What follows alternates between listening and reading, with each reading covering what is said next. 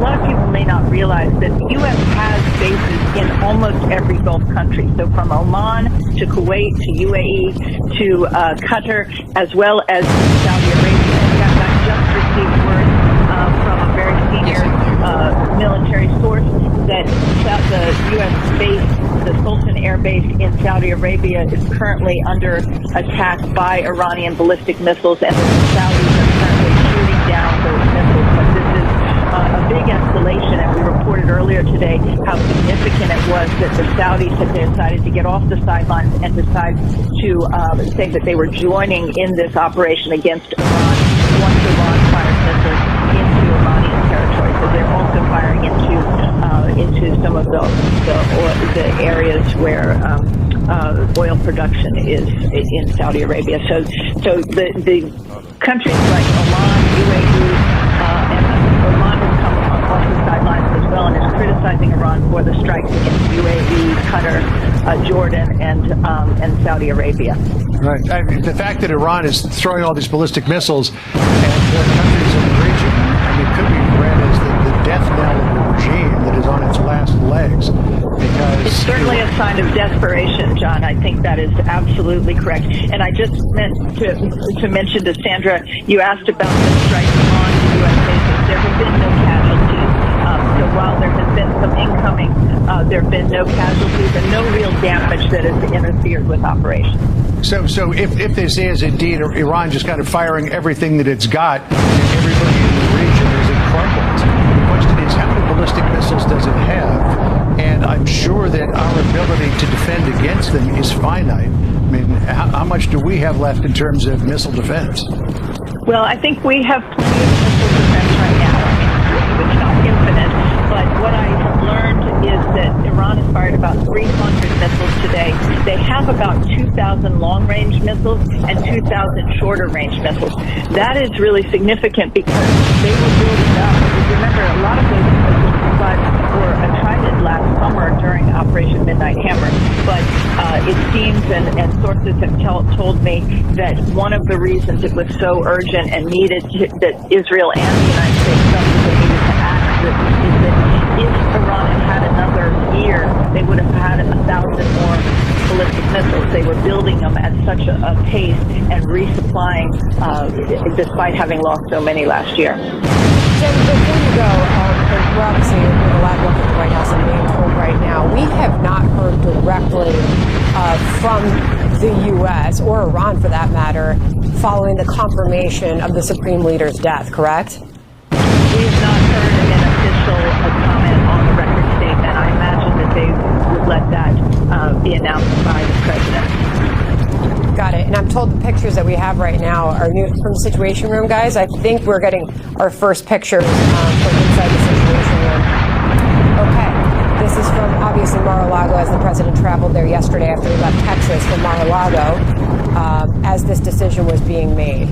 Okay. Jen Griffin joining us by phone on the breaking news. Thank you so much. A fragment falling to the ground and exploding in Doha, the capital of Qatar. It's part of the retaliation from Iran after the U.S. and Israel launched a massive and ongoing military campaign across Iran. U.S. embassies across the region are now telling Americans to shelter in place, and just in, the State Department is now urging all U.S. citizens in Lebanon to get out while commercial options are still available. Let's go live right now to CNN's Paula Hancock, who's joining us from Abu Dhabi. Paula, you and your teams are hearing new explosions where you are all the time, right? Yes, Wolf, there was another wave of incoming missiles, or at least we heard the blasts of what we assume to be the interceptions by the defence here in the UAE. This has been happening for hours now, so we're certainly seeing no let-up in the retaliation from Iran. We've heard from the Ministry of Defence here in Abu Dhabi saying that they have been intercepting missiles. They also say that one person has been killed by falling debris after an interception. We've seen images of smoke near the Al Dhafra base here in Abu Dhabi as well, so potentially not all of those missiles were intercepted, but we're certainly seeing no let-up in this retaliation. We've seen it as well in Doha, in Qatar.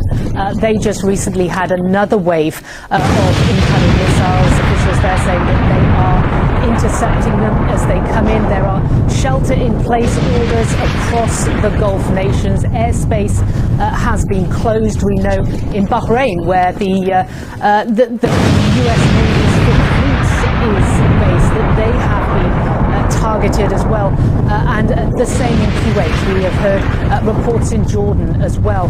There is anger as well as concern amongst the Gulf nations that they have become targets themselves. Many of them had said to the United States they were unable to use their bases if they were going to strike Iran. They had said that their airspace must not be used, as well as they wanted to put some distance between themselves and what the US president was ultimately going to decide to do. We've heard statements, for example, from Saudi Arabia saying that they give the strongest condemnation of this blatant and cowardly Iranian attacks, also pointing out that there have been incoming into Riyadh and the eastern province.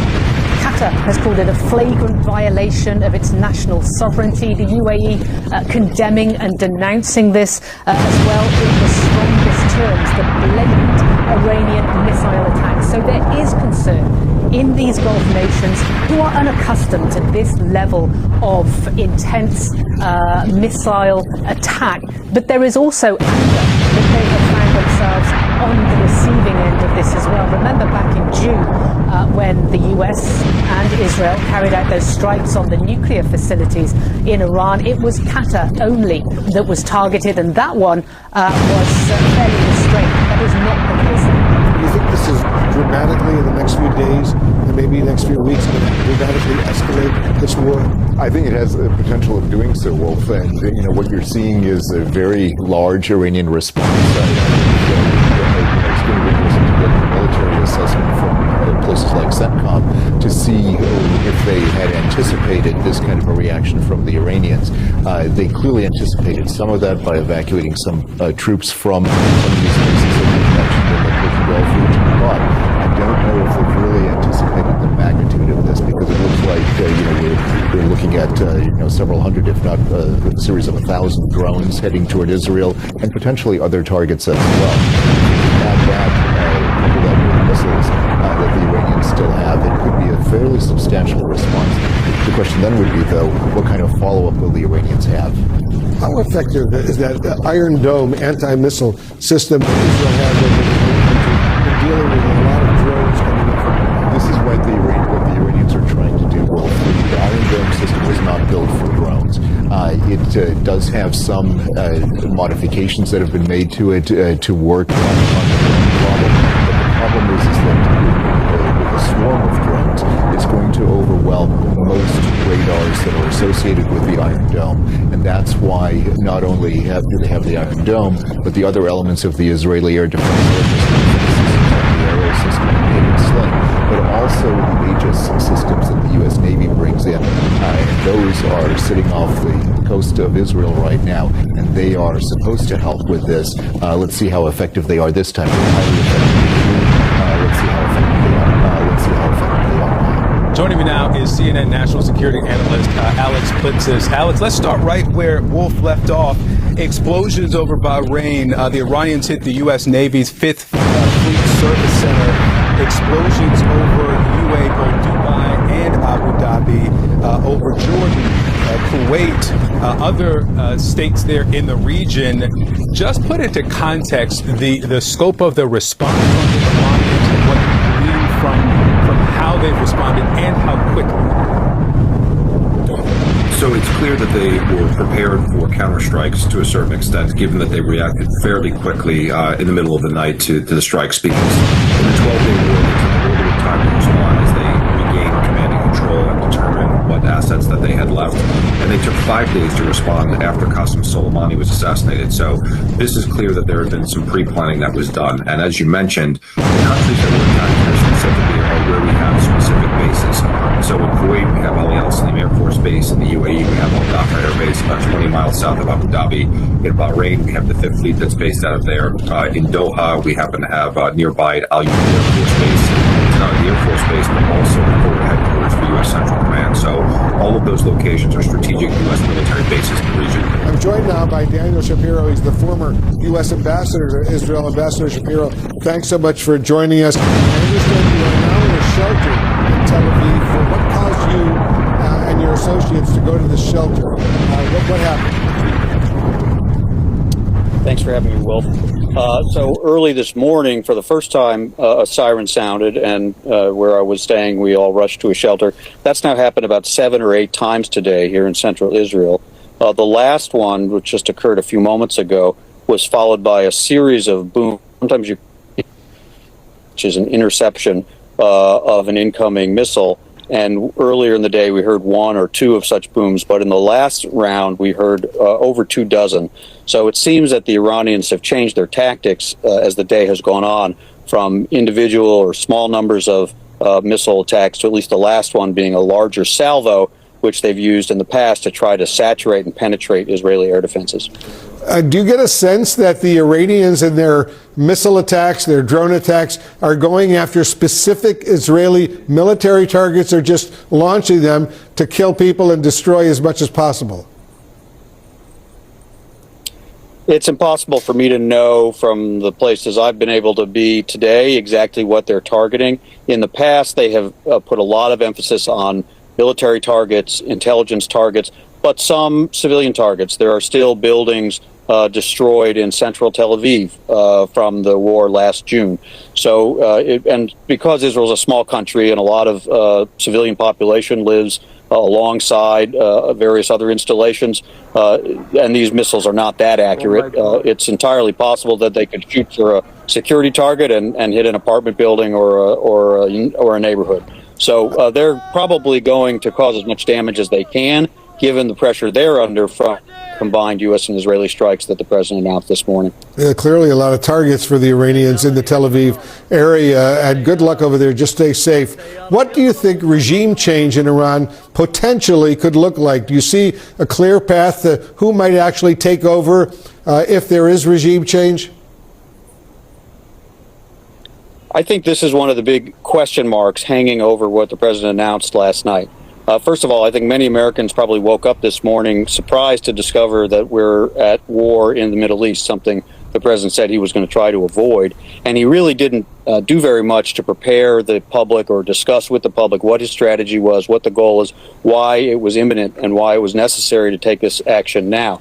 He mentioned what we know very well about this terrible Iranian regime. It's a nuclear program, ballistic missile program, its abuse of its own people, and its sponsorship of terrorism. But why now? And it was surprising to me that he laid the predicate that the goal of this is regime change, because that is not something that can be done just by airstrikes. What he said, and he's probably right about this, is that only the Iranian people on the ground are going to be able to overthrow the regime and replace it with something else. But replace it with what? Most intelligence experts who you consult with suggest the most likely near-term replacement for the current regime is a military dictatorship under the Iranian Revolutionary Guard Corps. Beyond that, it's a big question mark whether there is a sufficiently consolidated opposition, whether it could be done peacefully or democratically, whether different splinter groups, ethnic or regional splinter groups, might try to break away from the main state. So it could be a very chaotic situation, even if the president's goal of regime change is successful.